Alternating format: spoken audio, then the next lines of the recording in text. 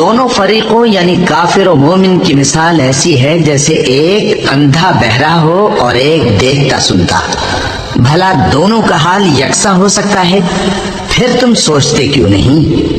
اور ہم نے نوح کو ان کی قوم کی طرف بھیجا تو انہوں نے ان سے کہا کہ میں تم کو کھول کھول کر ڈر سنانے اور یہ پیغام پہنچانے آیا ہوں کہ اللہ کے سوا کسی کی عبادت نہ کرو، مجھے تمہاری نسبت دردناک عذاب کا خوف ہے۔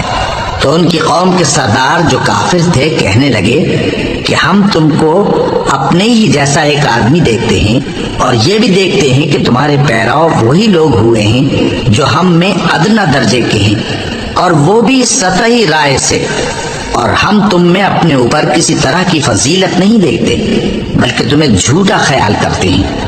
فرمایا کہ اے قوم دیکھو تو، اگر میں اپنے پروردگار کی طرف سے دلیل روشن رکھتا ہوں اور اس نے مجھے اپنے ہاں سے رحمت بخشی ہو جس کی حقیقت تم سے پوشیدہ ہو گئی ہے، تو کیا ہم اس کے لیے تمہیں مجبور کر سکتے ہیں جبکہ تم اس سے ناخوش ہو؟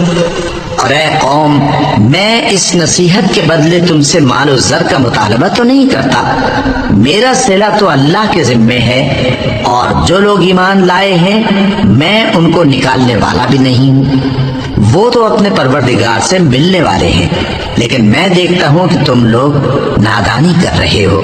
اے میری قوم، اگر میں ان کو نکال دوں تو اللہ کی گرفت سے بچانے کے لیے کون میری مدد کر سکتا ہے؟ بھلا تم غور کیوں نہیں کرتے؟ اور میں نہ تم سے یہ کہتا ہوں کہ میرے پاس اللہ کے خزانے ہیں، اور نہ یہ کہ میں غیب جانتا ہوں، اور نہ یہ کہتا ہوں کہ میں فرشتہ ہوں، اور نہ ان لوگوں کی نسبت جن کو تم حقارت کی نظر سے دیکھتے ہو یہ کہتا ہوں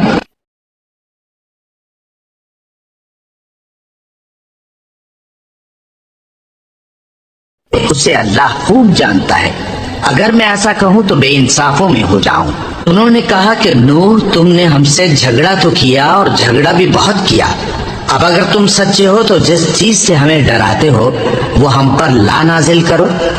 نوح نے کہا کہ اس عذاب کو تو اللہ ہی چاہے گا تو نازل کرے گا، اور تم اللہ کو کسی طرح ہرا نہیں سکتے، اور اگر میں یہ چاہوں کہ تمہاری خیر خواہی کروں اور اللہ یہ چاہے کہ تمہیں گمراہ رہنے دے تو میری خیر خواہی تم کو کچھ فائدہ نہیں دے سکتی۔